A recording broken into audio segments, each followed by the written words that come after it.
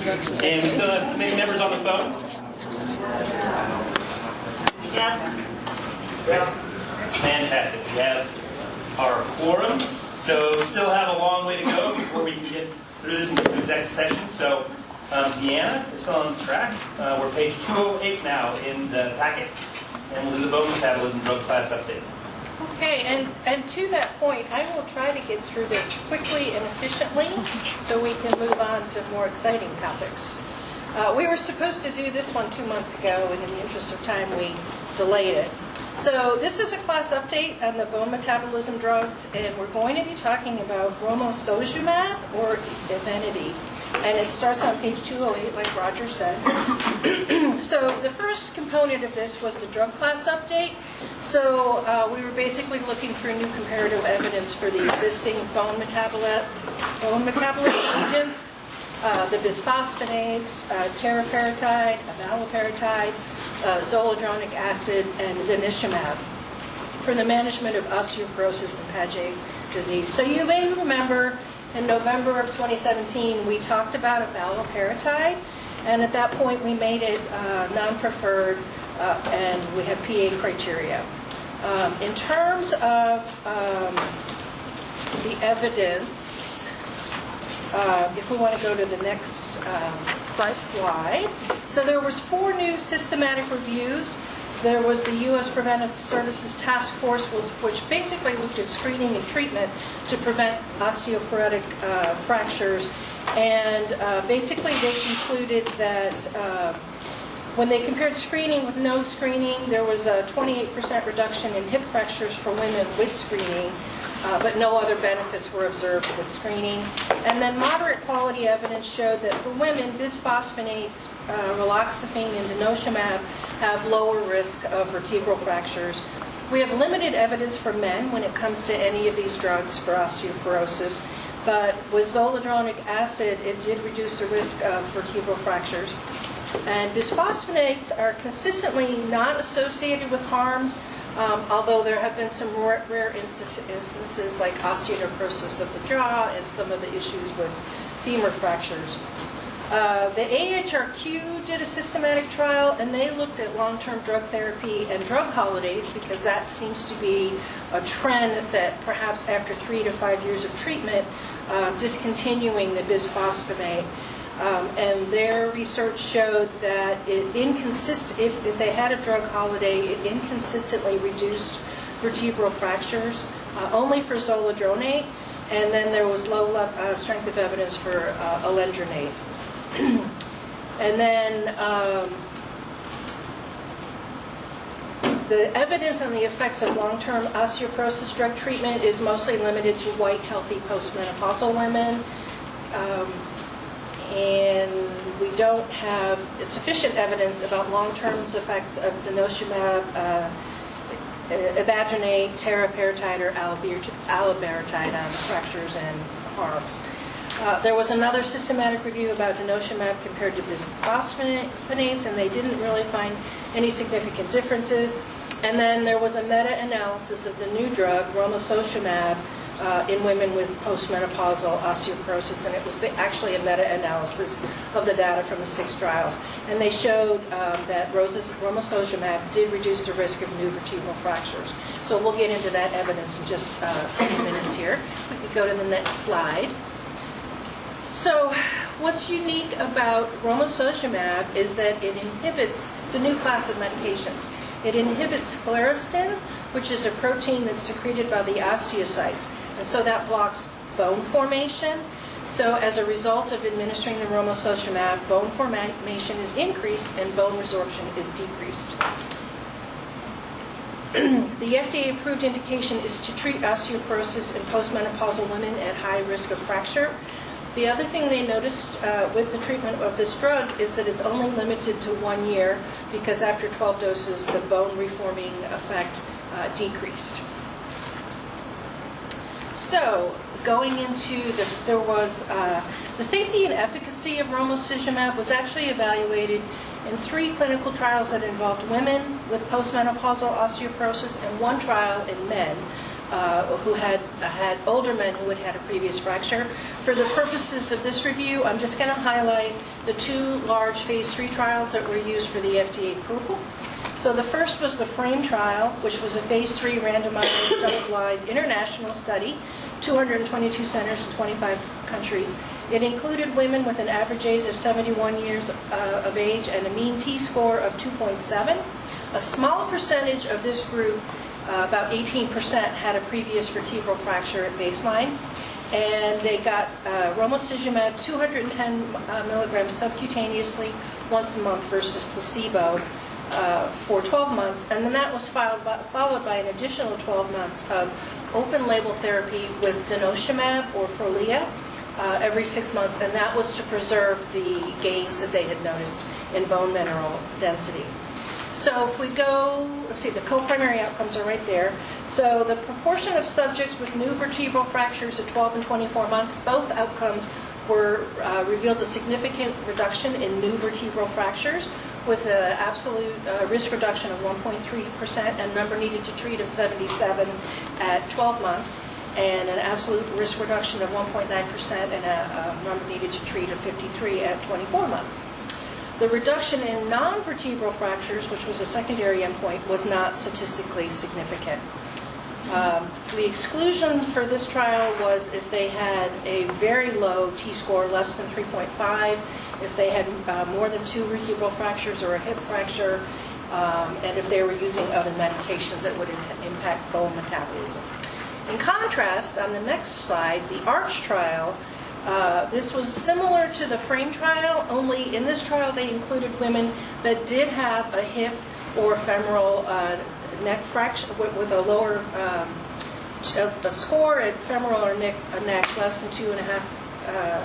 The T-score was less than 2.5, but they had vertebral fractures with a T-score less than 2.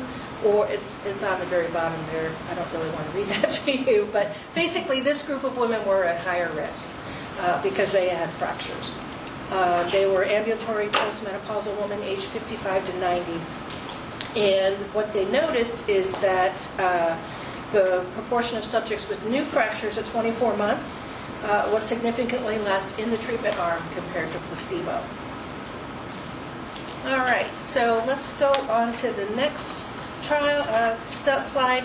So some of the limitations of the FRAME trial was that it took place primarily in Latin America. 40% of the patients were from Latin America. Only 3% were from North America. So that makes it a little bit difficult to apply that data to patients in the United States. Only about 132% or 2% of the patients were from the United States in the FRAME trial. And although there was lower rates of non-vertebral fracture and lower fracture scores in Latin America, that may have underestimated the non-vertebral rate of fractures in the placebo group. The other thing is romosozumab, although it's decreasing the vertebral fractures at 12 months, the reductions we're seeing with this drug are similar to what we've seen with bisphosphonates and denosumab. And then the reduction of non-vertebral fractures, although it was clinically relevant, it was not statistically significant. In terms of clinical safety, on the next slide, the biggest adverse reaction was arthralgia, followed by headache. Because this is an injection, it would not be surprising to see injection site reactions as well. That was not reported. I apologize, that's not on here. But it is a sub-Q injection. There is a black box warning for this drug. If we go to the next slide, in the ARCH trial, serious cardiovascular events were observed more often with romosozumab than with alendronate. About 2.5% of patients had cardiovascular events, and 16 patients, or less than 1%, that were treated with romosozumab had cardiac ischemic events, compared with 6 patients, or 3.3%, that were treated with alendronate. So for these reasons, there's a black box warning regarding the possibility for increased risk of myocardial infarction, stroke, or cardiovascular death. Notably, the FRAME trial did not notice any imbalance in cardiovascular events. It was only noticed in the ARCH trial. And that might be due to a difference in the patient populations that were studied in those 2 different trials. in the ARCH study, the women were on average 4 years older than those enrolled in the FRAME study. And as I pointed out, women in the ARCH trial had more risk of already having a fracture. So on to the recommendations. We would like to have romosozumab as a non-preferred agent on the PDMP, and then we would update the PA criteria, which is on page 229, to include romosozumab. And then, thanks to our friends at DXC, they recommended that we add denosumab to the PA criteria. Right now, when the technicians get requests for a Prolia, they have to automatically refer to the pharmacist. So by having the criteria in there, it'll make it a little bit easier, so all the PA referrals for denosumab don't have to go to the pharmacist directly. So that was the biggest change, was to add denosumab and to add the indications for Prolia, which are number 6. And then number 13 and 14 were to add an assessment of romosozumab and making sure that they have a T-score less than 2.5 or a history of fracture, which is similar to the FDA indication. And then doing an assessment about have they had an MI or a stroke to address the black box warning. Do we have any questions? This is just more of a DUR kind of a comment. That, I remember Mike McClung saying probably 5 years ago that there was an open question about lifelong exposure to these drugs and whether you needed to continue to have them take the drug to preserve the effect, and actually might be safer over the long run given the way what it does to the bone structure to stop at its point. And I don't know where we are with the guidelines, but if it's not clear yet, I think we need to keep that on the watch list, right? Because I think we have a great population base, hey, everybody, you don't need to take these anymore, even 5 years of treatment or whatever the appropriate duration is. Right, and long term we have seen those rare side effects, the atypical femoral fractures and the osteonecrosis. So I didn't go into a lot of detail about the systematic review from AHRQ, mostly because it was included in the background. But I agree, that's an area that I think is pretty much a hot topic for osteoporosis, is how long do you treat and are the drug holidays of value? Right. All right. Any other questions for Deanna? So the recommendations from the committee: maintain romosozumab as non-preferred, update the PA criteria as we proposed it to include romosozumab, and evaluate costs in executive session. Second. All those in favor? Aye. Any opposed? Anybody abstaining? Did somebody just call on? That was when we did it. Okay. So we can stop. Motion passes. You bet. All right, Deanna, you're on a roll. We'll leave with you. We're turning to page 233 in the packet, and we have the drugs for Fabry disease. All right, and you may have noticed that we're doing more and more reviews for drugs for inborn errors of metabolism. I think that's because HERC has decided to fund these conditions. Is that why we're seeing more of these? Sarah, do you? Yeah,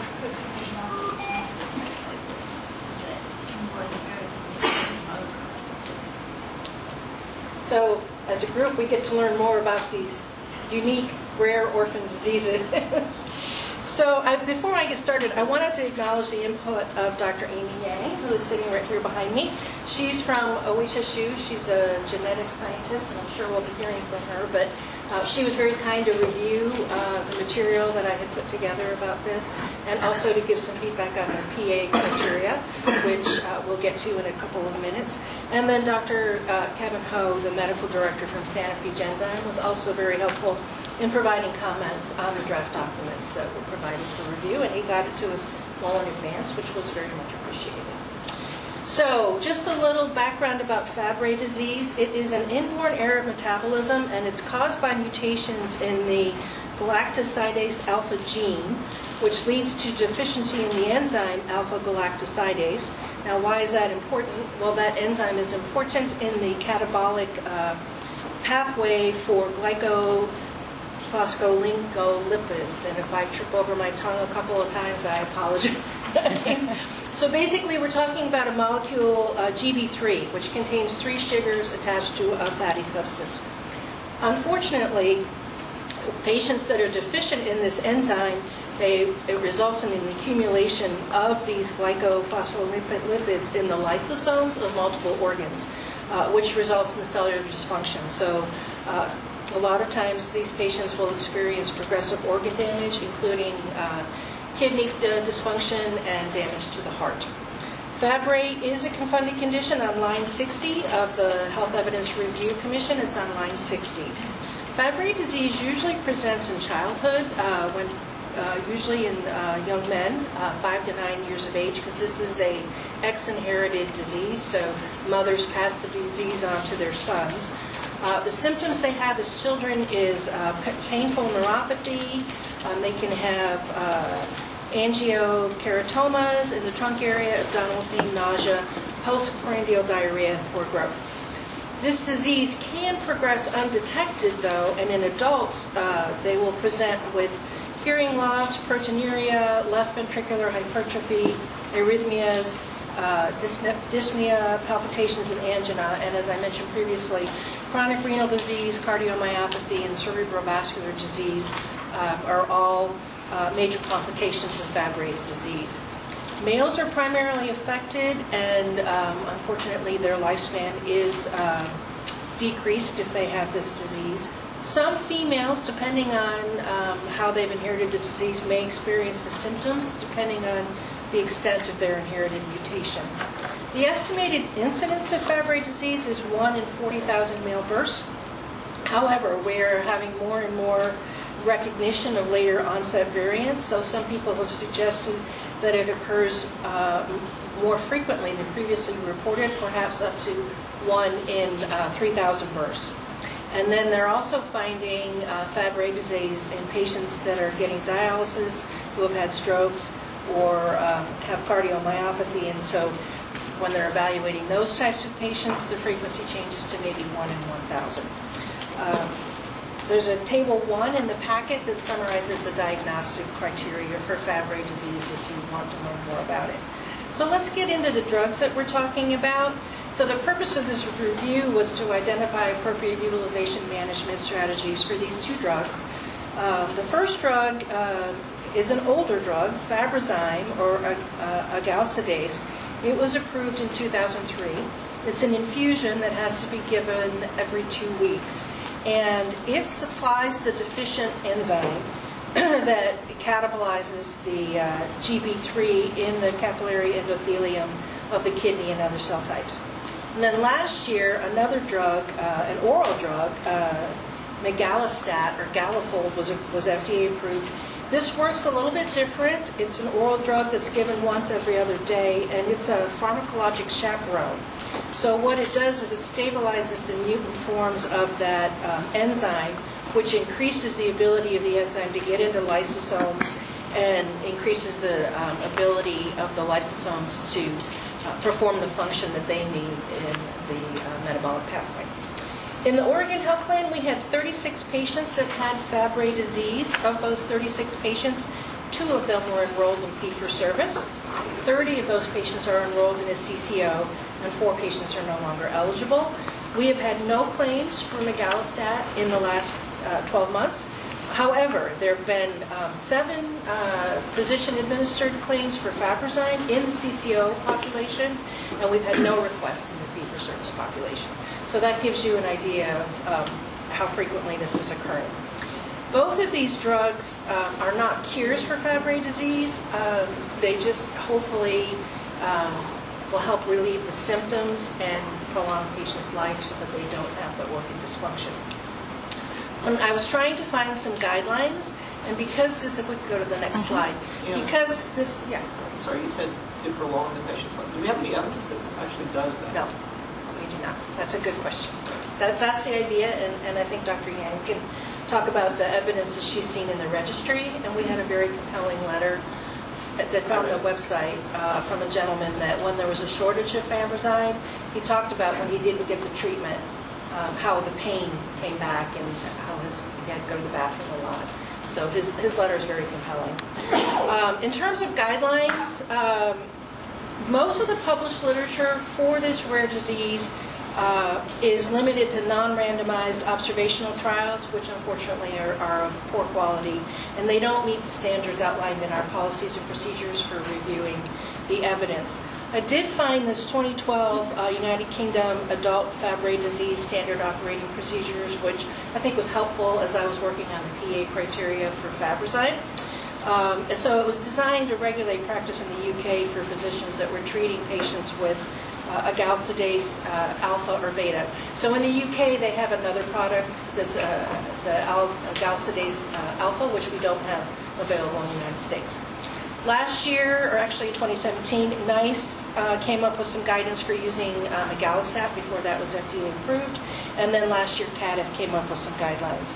So after review, I excluded 5 systematic reviews because they were the wrong study design, they were primarily observational, or there was no control. I think one trial that I talked about was placebo-controlled.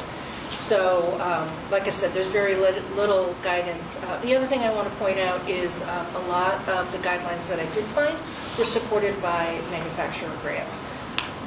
So let's talk about Fabrazyme, or agalsidase beta.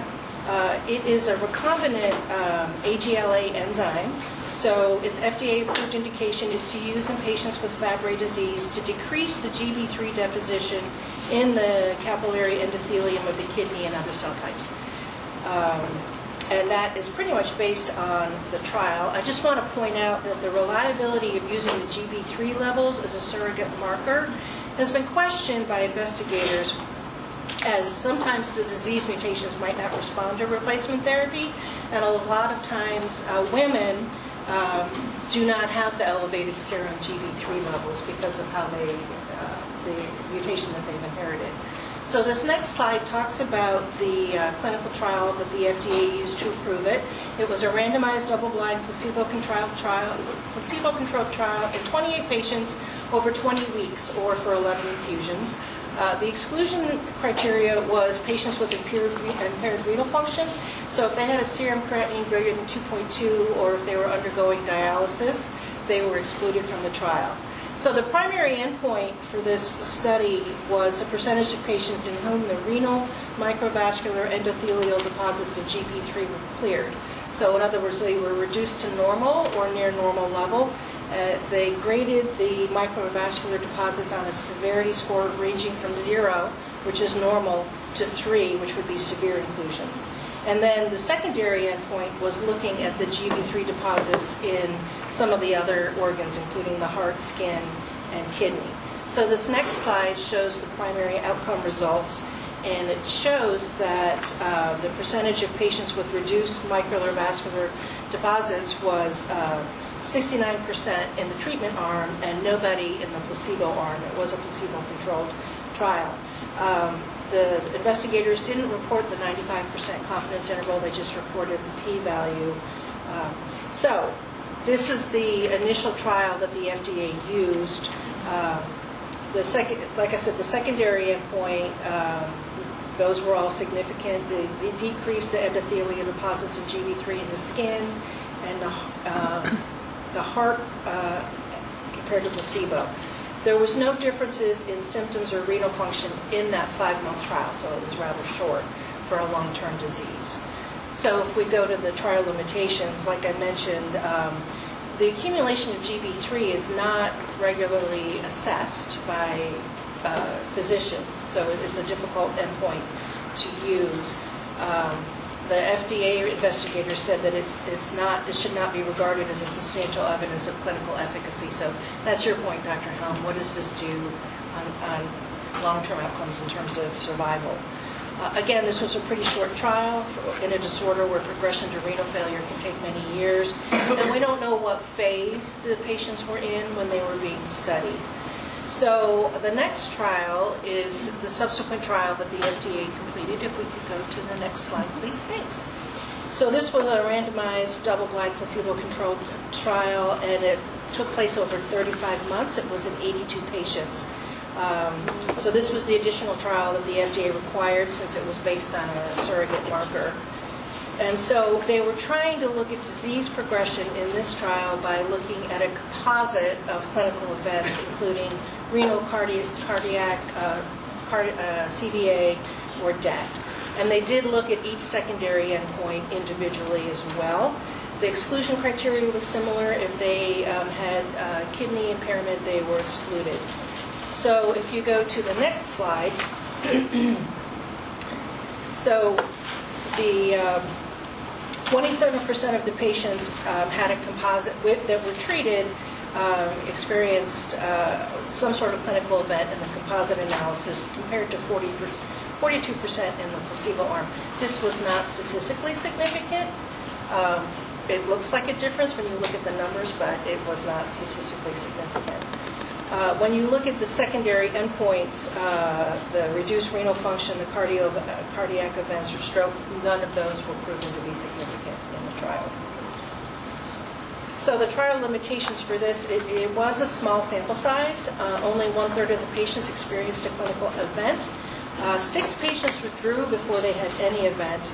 And there were several protocol violations that were observed. So 5 patients missed a substantial amount of their infusions. So that could lead to some bias in assessing the outcomes. The clinical safety, this drug can cause a lot of side effects: upper respiratory infection, chills, pyrexia, headache. There are infusion reactions that occur with this because it is infused. So the manufacturer recommends that you pre-treat with an antipyretic and an antihistamine if patients have infusion reactions. So any questions about Fabrazyme, an old drug that's been on the market for a while? All right, we're going to move into the next drug, which is migalastat, or the oral drug. This works a little bit differently. Like I mentioned, it's a pharmacological chaperone. So it's FDA approved in treatment of adults with a confirmed diagnosis of Fabry disease, and they have to have an amenable mutation based on this in vitro assay that they can do that actually shows that they have a mutation that this drug will work in. So it stabilizes the enzyme so that it can get into the lysosomes and help the enzyme do the metabolic process that it's supposed to. If we look at the clinical efficacy for this drug, it was a randomized double-blind placebo-controlled trial. For some reason, they used 150 milligrams instead of 123, which is the approved dose by the FDA. I don't really know why they used a different dose. I couldn't find any reason why they used 150 versus 123. The patients that were recruited into this trial were aged 16 to 74 with Fabry disease, and they subsequently said they had to have a mutation that was responsive to the migalastat. 67 patients, and the duration of this trial was over 6 months. And the primary endpoint was the proportion of intention to treat patients that had a reduction in the average number of GB3 inclusions in the kidney after biopsy. And then they also looked at the interstitial capillary as a secondary endpoint. So what happened with this trial, they enrolled 67 patients, and they were validating the assay while they were doing the trial. 17 of the 67 patients that were enrolled were determined that they had a non-amenable variant that would make the galafold effectively. So consequently, the efficacy population was reduced from 67 to 50. And then as they were finishing up the study, only 45 of the studies had histology data that they could actually include in their assessment. So the final population that was used for the efficacy analysis was 45 patients. 29 of them were females and 16 were males, which I found interesting because this is primarily a male-dominated disease. So if we look at the outcomes, again, the primary outcome was a surrogate endpoint, and neither outcome reached statistical significance. There were differences in the treatment arm versus the placebo arm, but like I said, it did not reach statistical significance. So let's talk about the trial limitations on the next slide. This was a small patient population with a small duration, only 6 months. The initial 6-month double-blind period was followed by an open-label 6-month period.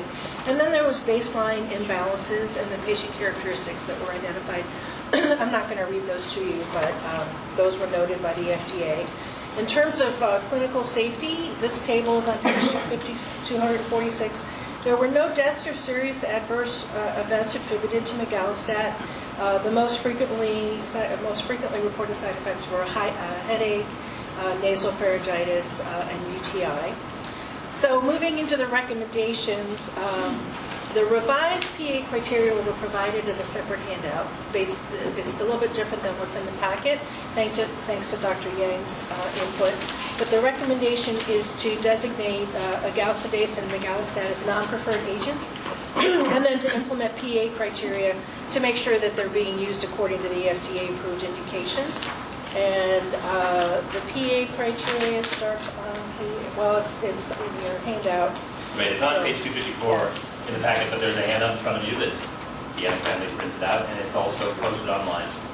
So are there any comments or questions? Yeah. Okay. Yes. I just have a quick question. Do you know, like, of the people with this disease, what percentage have the amenable mutation? Is it like? That's probably a good question for Dr. Yang. Okay, I don't know that Jan. Because I think you see a lot of patients in her practice. So when she, Yes. her testimony, that's a good question for her. Question, Dr. Allen? I'm just trying to make sure that I'm digesting this. Okay. You know, because to me, it's more than a question of just do they have the enzyme mutation, right? So in looking at the PA criteria, the first thing we would ask is do they have Fabry disease? We did add renewal criteria. And we're also requesting that whoever prescribes this be a provider that's a specialist in treating Fabry disease. So do they have a mutation that's amenable to migalastat? There is an assay that can be conducted. Right. And then the next thing is migalastat, the labeling specifically says it's contraindicated in patients with end-stage renal disease. Fabrazyme does not have that FDA labeling, even though the patients with renal disease were excluded from the trials. So if they meet those requirements, we would approve it for 6 months. For the Fabrazyme, it's only approved in adults, where the migalastat is approved in all patients with Fabry disease. So we took out the, do I have it backwards? I do, okay, sorry. So the Galafold is the one that's only approved in 18 years and older, where the Fabrazyme is approved in all ages. But then we were also wanting to make sure that going a little bit deeper into Fabrazyme, are they a male with a diagnosis of Fabry disease conferred by genetic testing, or if they're a female, do they have genetic testing and do they have the symptoms? But I guess what I'm saying is that there's not really a consideration here to say, do they have a complication of Fabry disease? Do they have renal disease? Do they have heart disease? Do they have cardiovascular disease? This is basically a question, do you have a genetic mutation? And this genetic mutation, from what I understand, is heterogeneous in its expression and implications for a patient, right? But that doesn't consider that. This is based more on the FDA labeling than it is the study design. I'm not sure if that's what you're getting at, but we have to make sure that when we put the PA criteria together that we're following the FDA label, not necessarily how the study was designed. Does that make sense? This is a question because they were doing 16-year-olds, right? And then we have 18-year-olds. Right, and that's the FDA label. Right. Right. And is it a question in need? Is that kind of what you're asking? Like, not just do they have the mutation, but do they have clinicals? Do they have a clinical manifestation of Right. this mutation? But just the presence of the mutation by itself, although that might be consistent with what the FDA labeling says, is not necessarily a reason to treat, especially considering the high levels of side effects that you see with both diseases. But we're not considering that. we're just basically saying, are you an expert in Fabry disease? And I don't know how you become an expert in Fabry disease. But then we're just saying, well, okay, you've got a genetic mutation, so then you should definitely get this medicine. When we don't know if any of them work. I'm not an expert in Fabry disease. I think this might be a better question that we could discuss after we get the testimony from Dr. Yang. She might be able to address your concerns. That'd be good. We'll get there in just a minute. Any other questions for Deanna on what she presented? Well, the renewal, Go ahead. the renewal criteria, do we want it, I mean, this is, we don't know any evidence after 2 years, so we're having approved for 12 months, and that could keep going on for a long period of time. Are we going to have like a checkup in 2 years and say, It's not working. Well, the Fabrazyme, the long-term study was a 3-year follow-up, and it showed that there was no statistical significant difference in not even the disease consequences, but just the measurement of the deposits. We're left with an almost 20-year-old drug that we don't know if it does anything. So let's start the questions with the manufacturer. Yeah. Okay. So we do have 3 representatives. They want to split the time from Sanofi Genzyme. So we have Kevin Hogue, who is the medical director. We also have Angela Walter, and Deanna Talbert, who is the head of state government relations. They understood there was 3 minutes. I think they're here to answer as many questions. Again, Dr. Hogue provided public comment during our draft period that we incorporated. Also during the final posting, he provided some comments that I shared with you all too. Substantial written comments that I've sent to you all and is posted on our website. Again, 3 minutes. So. Great. So thank you so much. I appreciate your time. Thank you for your elegant description of Fabry disease. I'm sorry? Can we restart my time? Yes. So thank you so much for allowing us to come in today. So Angela Walter, I'm a board-certified genetic counselor. I've been with Sanofi Genzyme for 14 years, but prior to joining Genzyme, I managed these clinical trials at Duke University. And at the time that I left Duke, before I joined Genzyme, we were working with 65 families affected by Fabry disease. So certainly it's a cause that's near and dear to my heart. I'm quite passionate about supporting patients with this disease, and I genuinely appreciate your review of this policy, certainly from having seen patients in clinic and understanding the extreme impact to their quality of life. So I would certainly welcome any questions that you have. One point I did want to just make based on some of the discussion that has taken place already. So you did a very nice job describing our phase 3 clinical trial. And I acknowledge readily that galsidase beta was approved in 2003. So the beauty of that is that we now have more than 16 years to look at those long-term data. So what we see in those patients from the phase 3 trial, the 58 patients, when we follow them out, the average age of death for a patient with Fabry disease untreated is 52. The average age of end-stage renal disease in males with Fabry disease is 38. 10 years after the clinical trial, 94% of those patients were still alive. 81% of those patients were event-free. So that means that they certainly had altered the natural history, having maintained their therapy with Fabrazyme at 1 mg/kg every other week. Another point I guess I wanted to make based on some of the discussion that we had, we talked about clinical events. And we talked about the level of significance. What we learned in that phase 4 study when you mentioned the patients who were of advanced age. So this is true initially when we looked to see what the we were looking to see real-world events. Not just reduction in GL3, but did we see a decrease in the significant clinical events, cardiac, renal, and stroke, in those patients on that study.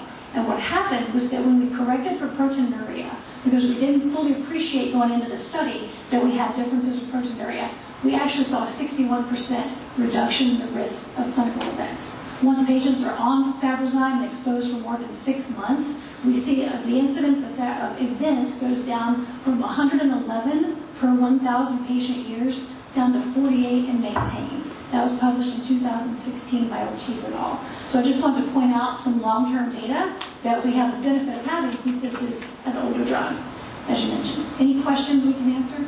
You talked about clinical events, but what is that? I mean, what is the... So the clinical events are defined as a patient that has a 33% increase or more in serum creatinine, which is going to direct them towards renal failure, a cardiac event. The most frequent cause of death for patients with Fabry disease is cardiac conduction abnormalities. So arrhythmias, patients die of sustained ventricular tachycardia or stroke. So we're seeing the incidence of these life-ending events going down significantly for these patients. So we should see the life expectancy going up.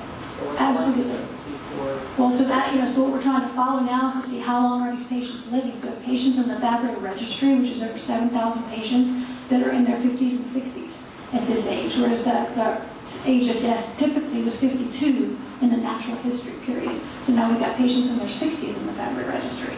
So for males, it's basically about a 20-year reduction in lifespan. Females about 2 years. In the natural history, that is the expectation. Well, if this drug is so good, why are the studies so bad?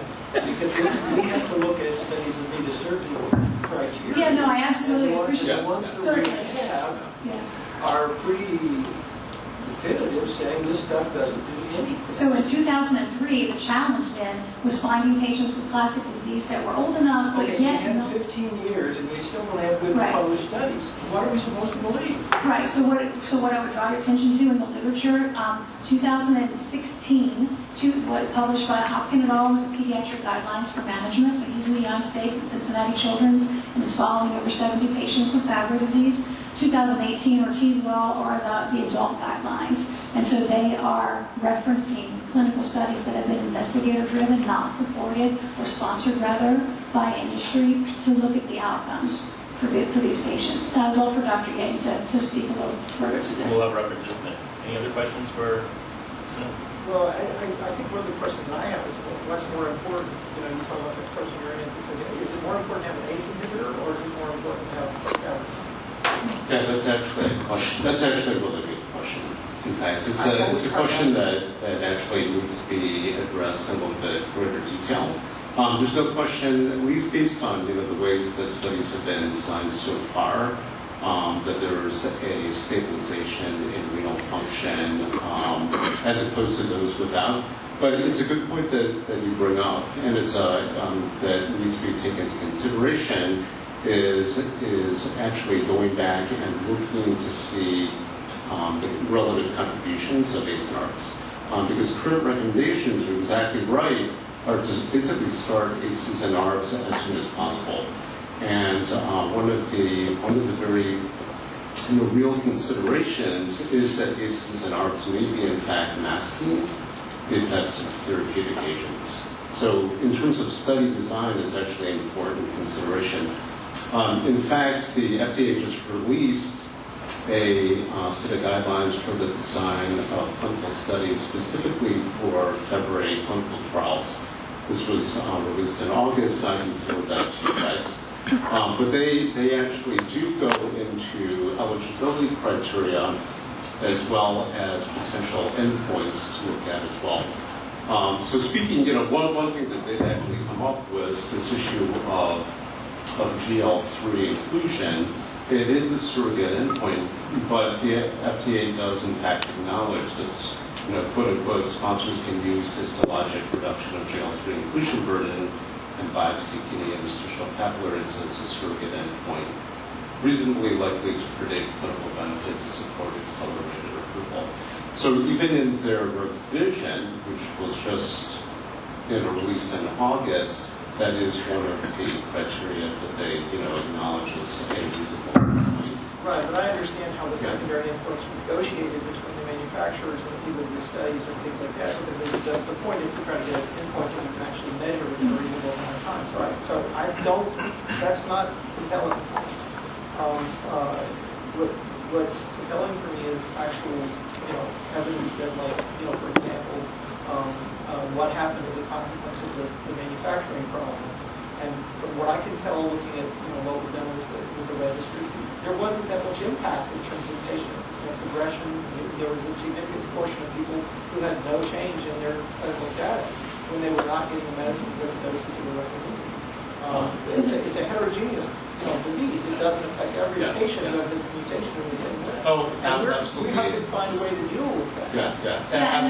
Sorry. So I think one of the things to help in dealing with that, because I really acknowledge it's a challenge, and particularly as a genetic counselor, what we know now is that there's really classic and non-classic disease, and so as more efforts are being made to classify genotype-phenotype correlations, Dr. Desnick and other investigators who have been involved for many, many years are publishing charts that can actually, databases that can define genotype and phenotype, so we can get a little better at predicting that, so that we know when that baby's born with a genotype that is associated with a classic disease phenotype, then that's a patient that you're going to want to consider therapy for at an earlier age, according to the pediatric guidelines. If it's a patient with a non-classic genotype, knowing that is important as well, because maybe that's not a patient that's going to institute therapy, just as you mentioned earlier, when to actually start that therapy. And I know Dr. Yang is probably dealing with this in the real world. We'll have Russ in just a minute. Yeah. Any other final questions? I just for want to Robbie? point out something about the guideline assessment, if I could. Please.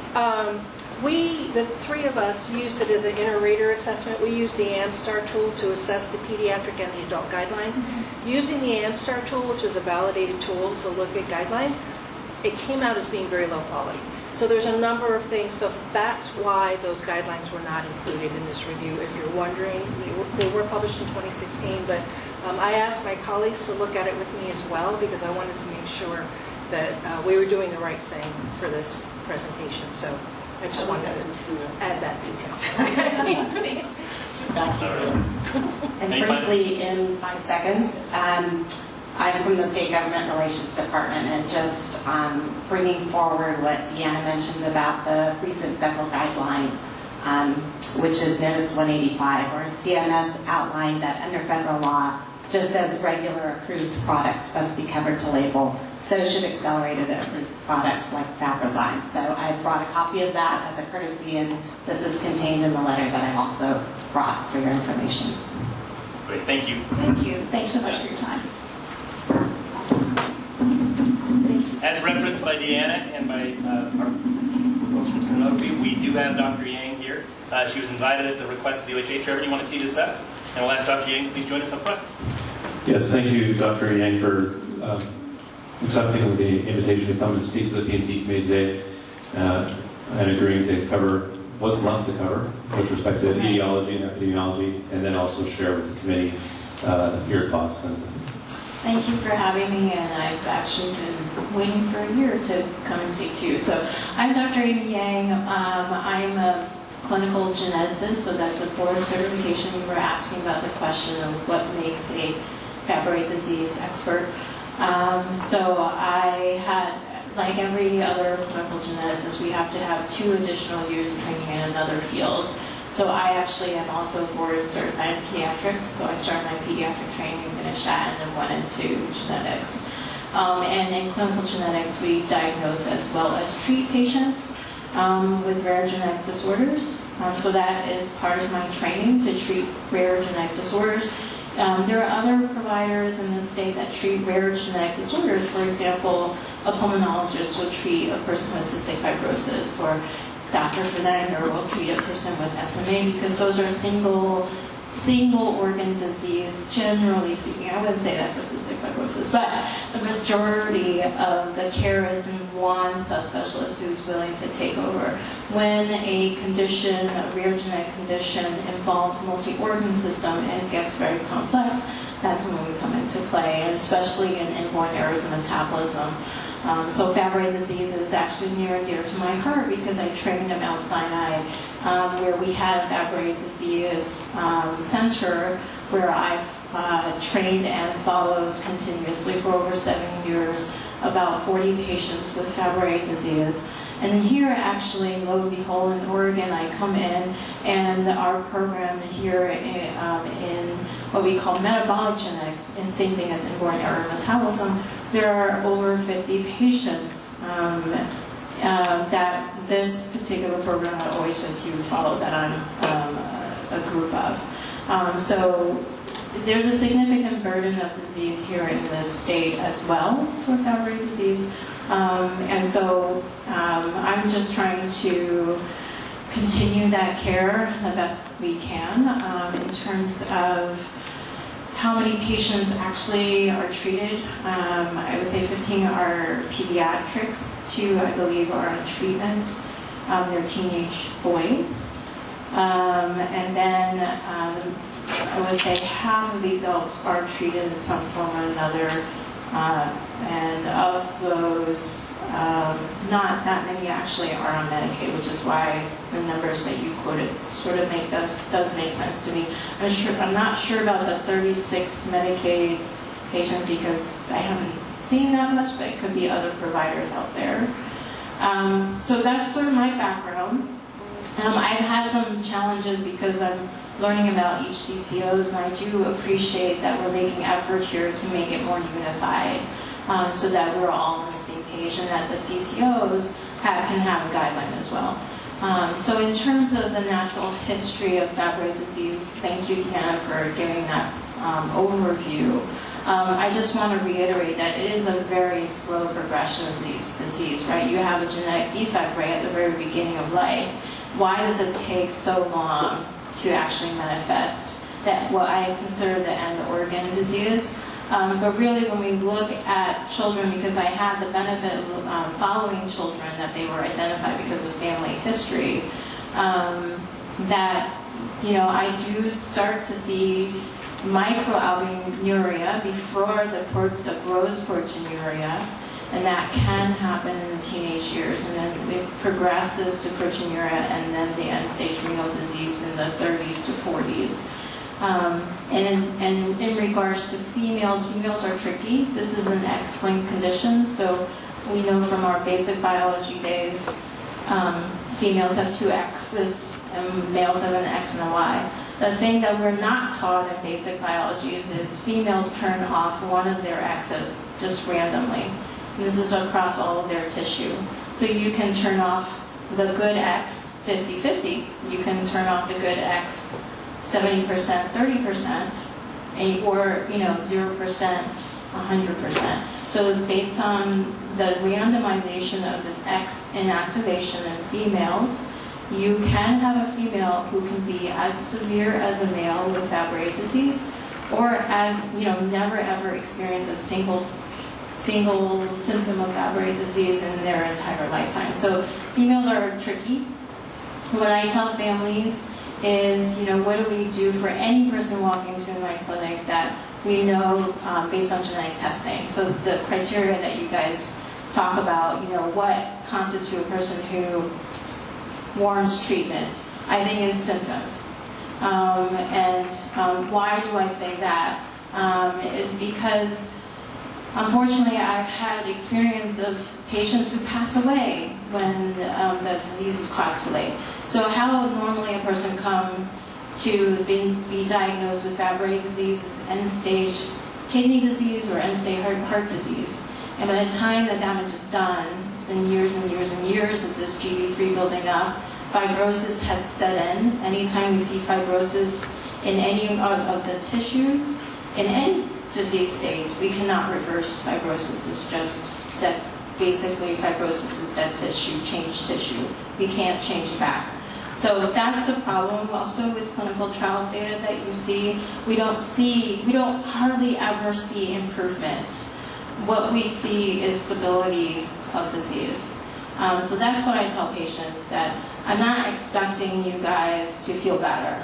I'm not expecting the kidney to do so much better. And I'm not expecting the heart to do so much better. What I'm expecting is that we maintain your disease and that we don't get worse. There is a certain period, so I per my written statement, I encourage you guys to take a look at it. Because you guys have very strict criteria and what studies to look at in terms of randomized controlled trials. In the interim of these past 15 years, there's a lot of observational studies. And in particular, the Cochrane review, the same authors for the Cochrane review that you had cited, Deanna, also wrote a very nice meta-analysis of all the observational studies in 2017, so just 6 months after that initial Cochrane review. And they have summarized very nicely, looking at clinical events that, the other group had mentioned, the impact in natural history. So do these patients progress to end-stage renal disease? Do these people progress to heart failure? Do these people progress and experience trans-ischemic strokes or more permanent strokes. And we do see a reduction when you look at the what they call the complement to the Cochrane review. We do see a reduction in clinical events in these observational studies. And it included over 35 studies just for Fabrazyme alone. They've also looked at the other drug that's used in Europe, that's also enzyme replacement therapy. But just for Fabrazyme alone, they did do a very good analysis, and they had come to the conclusion that Fabrazyme is efficacious for the treatment of Fabry disease, both in males and females. So again, I don't really put an age, I don't really put a barring on sex. I say if you're experiencing symptoms, that means you have Fabry disease. And that may be a little hard to chew for those of us who are waiting for that kidney disease or for that heart disease to happen, because, and I've heard stories of cardiologists say, oh, you don't need Fabrazyme, your heart is hypertrophic, but it's pumping nicely, it's got great function. Well, I mean, that's the best time to treat for me. For me, looking at that heart, I want to stabilize that before you start to lose function. So there's sometimes a disagreement with the subspecialists who are following these organs, just looking at the organ itself and the function. When we look at the other thing about kidney function, when we look at GFR as a measurement of kidney function, I would have seen microalbuminuria happen right there at like maybe 17 years of age, before I would see a decline in the GFR. And the problem with the kidneys is when we lose our podocytes in the kidneys. The podocytes is like a special endothelial cell that creates the meshwork of the filtration system of the kidneys. So when you have very nice podocytes that oppose each other very tightly, you have a very tight meshwork, so the protein doesn't spill out. When you lose podocytes because they're dying from Fabry disease, that meshwork is much bigger. So I know from a clinician standpoint, if I start to see that beginning leakage with the smallest protein, microalbumin, in the urine, that's a sign to me that, oh, you're losing your podocyte, we gotta get going. Because if we miss that opportunity, fibrosis sets in, I cannot reverse damage done. And the kidney specialist will tell you that we have to lose 90% of our filtration system, our glomeruli, before we actually start to see a drop in our creatinine. So that's the other thing, is I don't want to wait that long to treat the person before they get to a stage where I cannot reverse and they are they're having end-stage disease. And so that's the problem with these initial clinical trials, is they were ascertained because they had kidney disease that is pretty significant. They had heart disease that's pretty significant. And so you don't really see great data between placebo and those who are treated, because they all have pretty significant irreversible disease for the most part. And this is a long disease, so a lot of the observational studies, that I encourage you to look at, if not just at least a Cochrane, it's 2+ years out. So one of the concerns I have with the prior authorization criteria is, will I be able to show you guys improvement? Definitely not. Not in 6 months, not in 12 months, probably not in 2 years, maybe. But I can show you stability. I can show you stability of disease. And so I'm hoping that I'm thanking Deanna for revising the criteria on that.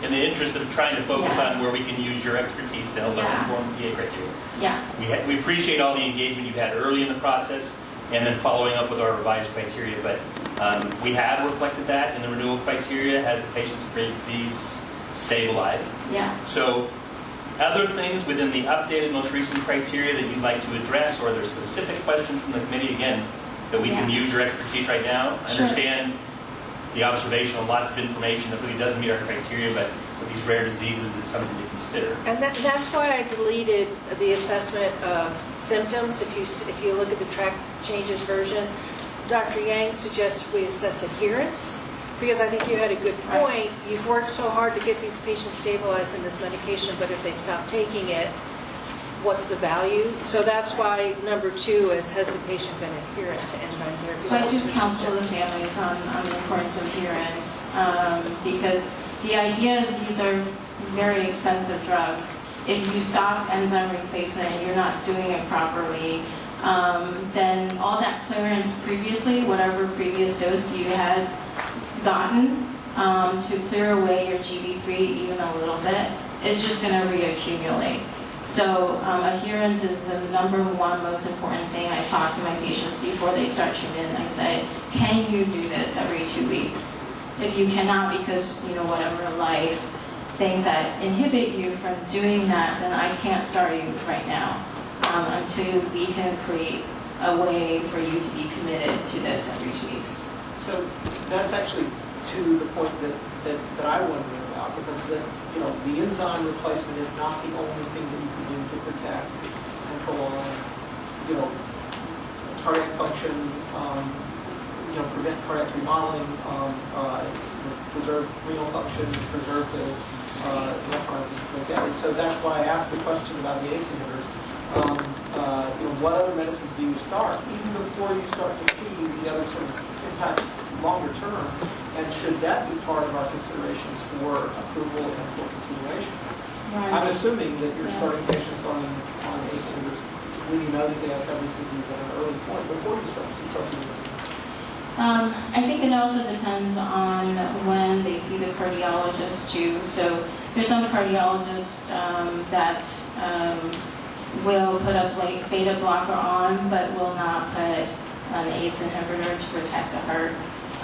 There's some nephrologists who will wait until the proteinuria is significant, or wait until the person has high blood pressure before they put the ACE inhibitor or ARB on. So it's, you would have to ask the nephrologist and the cardiologist why they decide to choose one aspect versus another. The one thing I do know, though, so they're looking at it again from their experience of heart function and kidney function. But however, so there's that caveat, but when there's a patient who have a heart disease or kidney disease due to Fabry disease, we have a very specific and targeted treatment. And so I'm happy to have my patients on ACE inhibitor and ARB to maintain their function as best they can. But in the end, it doesn't address the underlying genetic defect. Yeah. Address it, but just like if you have diabetes and you're not taking ACE inhibitor, you're not doing all that you can to protect your kidneys. And so that's the question that I have. Because to me, it's kind of the same process. You have sclerosis and loss of lymphocyte function, the downward spiral towards kidney disease. And so insulin is just another hormone. This is just another enzyme. So at what point should we say that's kind of you kind of need to be on that baseline therapy, to sort of say that, yeah, if you do that baseline therapy, then maybe you should get the specific disease modifier as well. Does that make sense? Yes, I understand that, but so again, we're focusing on the kidney and the heart because those are the things that we all sort of able to wrap our minds around a little bit more. There's more numbers associated and more laboratory values we can rely on. The problem with Fabry disease is they're not just suffering from their kidney or their heart disease, they're suffering from all aspects, including, so they tend to lose the ability to sweat pretty early on, and so that exacerbates their heat intolerance. So when they get overheated, their pain gets worse. They have GI symptoms that can't be measured very well, unfortunately. We have qualitative data, we don't really have quantitative data. So the great thing about Fabrazyme is it actually treats every single part of their disorder, not just specifically. Yes, we do want to focus on their numbers for the kidney and the heart, but we also want to treat the person overall.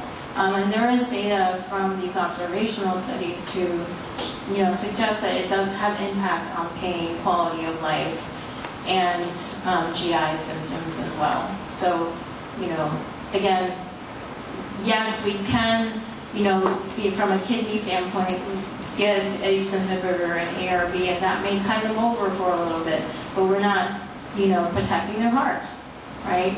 If we're looking at the heart and we try to treat the heart with beta blockers, we're not protecting the kidneys. So in the end, what you have is a multi-organ system disease. And the best way to treat that in its entirety is to give back the human recombinant enzyme that they lack or they have deficiency at. The ACE inhibitor is going to protect the heart because it helps with cardiac remodeling. The question, the concern I have is that you say, well, everybody based on the gene needs the treatment just because they have the gene. But we know that there's differences in phenotype. We know that there's differences in the severity, and that's the question that I think we have to struggle with. Or at least that's the question I'm struggling with. It's like, how do you know, who needs it? And then, you get to a certain point beyond which it doesn't help. So then when you get to a certain point in your disease process, should you stop it? So I think we can actually look at the rare disease registry too. So the rare disease registry collects data on people with Fabry disease, whether or not they're on enzyme replacement, or whether or not they're on any sort of treatment. And they take data on any sort of medications that they use, like for example, beta blocker and ACE inhibitor. I don't know how robust that data is in terms of, because this is a volunteer database sort of, based on what the data person can capture from the notes. And then, so it's added in. But, I think there is data out there. We just have to look at it. So it is a good question that you ask. I cannot recall any particular study that can show, what is the difference between a Fabry patient on an ACE inhibitor and ARB versus a patient who is on that and Fabrazyme or just Fabrazyme alone. But from a genetics standpoint, I feel like if we're just targeting a single organ, that's not as effective as we're targeting the entire body system. I understand that. Well, it's just the opposite, actually, with the criteria that we're proposing. It's just saying that they have the genetic mutation, and then providing coverage. And Dr. Helm is saying, is there an ability to be more discerning to appropriately select for patients where this makes the most sense? You're saying symptoms, though, right? Right. I would say, so the current recommendation is, for all males to be treated because they only have one X and that X bears the mutation. For females to have any one of the three major organ system involvement or a significant impact in terms of pain and GI symptoms. So those are the current recommendations adopted by Europe and as well as in the United States. That's what Jan's proposed criteria. Right. Yeah. And I thought that the European criteria related to organ system dysfunction, some other symptom other than just like, do you have the genetic mutation? So for the males, is do you have a mutation? If yes, then you get treatment. For the females, it's if you have the symptoms of Fabry disease. So that's any of the three major organ systems, like proteinuria or ventricular hypertrophy or atrial fibrillation, or those are criteria. And then the pain and the GI symptoms. Does our criteria set meet those standards that you're talking about? Yes. Okay, then we've done our job. Yes. Yeah. Right. I used the standard operating procedures from the UK that are outlined in the guideline, is outlined in the summary. NICE and CADIS don't have any guidelines for Fabrazyme. I think it's because it's been on the market for so long. The other thing is I looked at other PA criteria from other managed care organizations to help develop this. So this is pretty much in line. I think much like the discussion we had earlier, we're relying on the provider to tell us that this patient needs this treatment, is basically what we're doing. But we're not asking them to provide the genetic testing. We're just, I think it's up to the provider to decide. And it sounds like there's some variability depending on do they go to a genetic specialist or do they go to a cardiologist or a nephrologist in terms of how they're managed from what you're reporting. So I tried to do the due diligence of putting this PA criteria. But again, we're balancing the FDA-approved indication with the best we can find from the evidence-based guidelines. And I understand, Dr. Elm, you're saying, is there a way that we can be more discerning? And also, is there? I don't know if there is a way that that we can get there. It's appropriate for us to be more discerning given the material that we have. You know, I think that primarily the questions we have are we accepting this criteria? And is there a question about the length of authorization? Is the way it's written. Well, Right. I would just add on the renewal criteria, should it be improved versus Yeah. It's stabilized or improved. Clearly there was something bad going on, particularly with the females, that caused you to need treatment, and that should not get worse as opposed to necessarily it might Right, so improve. I could tell you what I do in a clinic. I see them every 6 to 12 months, usually once a year if everything's going okay. It's every 6 months if things are not going all that great. I do a full review of systems, so I ask them about, their pain, I ask them about how their kidneys are doing, I make sure that they're getting an echo once a year and an EKG. If there's concerns of arrhythmia, I ask them to get a Holter study with their cardiologist. I screen their kidney. If they don't have active proteinuria, I look for the microalbumin ratio in the urine. I do their CMP every year. I do a pain assessment and a fatigue assessment, and I ask them about short life symptoms. I also ask for the children. I ask about how their inability to sweat impacts them, their GI symptoms. That's also for adults as well. But I do a full assessment every year, and I tell the families, fill out this pain survey because you don't remember and I don't remember how you feel at this day and time, but we'll, next year in time, we can compare and contrast. So I do a full, inventory and make sure that they're doing all the things they need to do, follow up with their kidney doctor, their heart doctor, and their GI doctor, and if they, God forbid, had a stroke, follow them with their neurologist. So I do all those things to keep them in check, and as well as to see how their response is to enzyme replacement. And in migalastat is a newer drug. So even me as a clinician, I still want to say, is it really working? And I'll tell you from anecdotal data, I do see a little, when I switch a person from enzyme replacement to migalastat, I see a tiny bump in their GB3 levels, both in the plasma GB3 as well as urine GB3 perhaps. And then it goes away, it goes right back down in 6 months to a year. So I don't know what that is, but it does go back to baseline.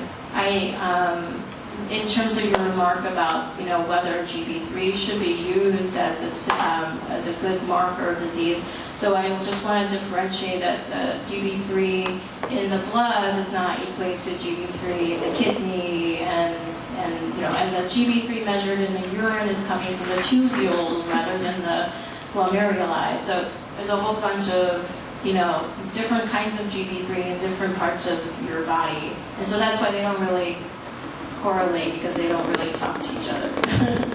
But and yeah, you're right. I'm not going to recommend a kidney biopsy on every single one of my patients either, because that's not feasible and it's more harm than good. But I do, ask them to pee in a cup, and I do send for GB3 in the urine, and I do measure their plasma lyso GB3, which is better, more informative than just the regular blood serum GB3. Thank you, Dr. Yang, for your time. In the interest of time, since we're coming up to half hour before we have to be done, I'm just wondering if there's any more questions from the committee. No problem. Thank you very much. Thank you guys for listening, going on and on.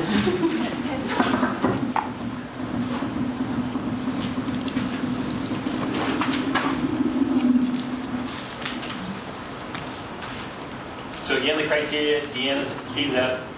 After hearing that, I think Dr. Helm, you had kind of spearheaded thinking, can we exploring, be more discerning? Do you think there's an opportunity, or is it kind of wait and see with the limited utilization that we have? And I don't know. That's the problem. It may be necessary. The question is it sufficient? And that's what I can't seem to find the answer to. we have the opportunity to come back. Not that I want to discuss Fabry disease every 2 months, but we have the latitude to do that. Should we find more data or see what's going on with uptake or utilization, or have additional data that we can consider? I really do think that the Canadian guidelines, I think it was Canadian, I'm not sure, they actually called for, like, do you have symptoms of renal disease, cardiovascular, left ventricular hypertrophy, and things like that. I'm not sure. I thought it was Europe. It may not be, it may be Canada. But if you have those things going on, it seems that there's probably more needs to be done. I don't know. It was the UK guidelines from 2012. That's what I specifically called out, all the different symptoms for Fabrazyme. And so the Megalostat guidelines from NICE and CADIF were not as... Can I call the question? Yes. Yeah, you can. I move we approve. I'll second. We have a motion and a second. All those in favor? Aye. Aye. Any opposed? Yeah, that was a superb job of a very difficult topic. Motion passes. Oh, thank you, Dr. Orger. I learned a lot from doing it, and I hope Thank you again, Dr. Yang. So did we all. All right, for those still remaining, I have to read a blurb, but we're going to ask if you have Brenda leave except staff, so we can talk about confidential pricing. Yeah, I didn't even mention that. Just in the interest of time, I didn't even mention that we're going to defer the last topic for the third meeting in a row. Second. Okay. Maybe it is a third. Again, we won't make any decisions in executive session, but we'll call everybody back in before we do. It should all fit in the front. The P&T committee will now meet in executive session for the purpose of consideration of information or records that are exempt from disclosure by law. The executive session is held pursuant to ORS 1926602F and ORS 4143561 and 2, which allow the P&T committee to meet in executive session to discuss reviewing confidential drug pricing information, including substantial cost differences between drugs within the same therapeutic class. It is necessary for the committee to make final recommendations or to comply with the requirements of ORS 44353. Representatives of the news media and designated staff shall be allowed to attend the executive session. All other members of the audience are asked to leave the room. Representatives of the news media are specifically directed not to report on any of the deliberations during the executive session, except to state the general session subject of the session was previously announced. No decision may be made in executive session. At the end of the executive session, we will return to open session and welcome whoever remains out in the lobby back into the room for our final session. Whether they came to the meeting or not. For executive session. Yes, it is. Still have our folks on the phone? Yeah. Awesome. All right, so welcome back after executive session. We reviewed confidential pricing for the consent agenda. So after reviewing I'm going to take these kind of by blocks. That works for everybody? So for the scans, after reviewing executive session, the recommendations are to make methocarbamol tablets preferred in the muscle relaxants. For herpes simplex, to make valacyclovir tablets preferred. For the insulins, to make insulin blue lysine pens and vials preferred. Make insulin regular human U510 preferred. Make Humalog mix 75-25 and 50-50 quick pens preferred. And to remove the PA requirement for the 3 preferred pens. Because the PA criteria says all pens require it, so making these PBL recommendations, we're just going to change that language. And make insulin Dettner vials preferred. No changes are recommended for the antidepressant. Need a motion? So moved. Second. Okay. Second. All those in favor? Aye. Aye. Any opposed? Okay. Great. I'll lump together the next few. In the Hep C direct-acting antivirals, the recommendation is to make Zepatier non-preferred. For the tobacco smoking cessation, to make no changes to the PDL. Let's do those two. Second. All those in favor? Aye. Aye. Any opposed? Okay. That should follow along my pages. So, for the opioid class update, after reviewing executive session, no changes to PDL are recommended. Let's do that one. Single. Okay. Motion. All those in favor? Aye. Aye. Any opposed? Okay, motion passes. For spinal muscular atrophy, the recommendation is to add the class to the preferred drug list, to make Zolgensma preferred, and to designate nusinersen as non-preferred. All those in favor? Aye. Opposed? Yeah, you need to keep those. And lastly, for the bone metabolism class, after executive session, no changes are recommended in PDL. So moved. Okay, all those in favor? Aye. Opposed? No changes, so we don't have to vote on that, right? No changes. Yes. So that concludes the meeting. Thank you very much. The next meeting, I believe, is November 21st, the week before Thanksgiving. I'll send out notifications for that.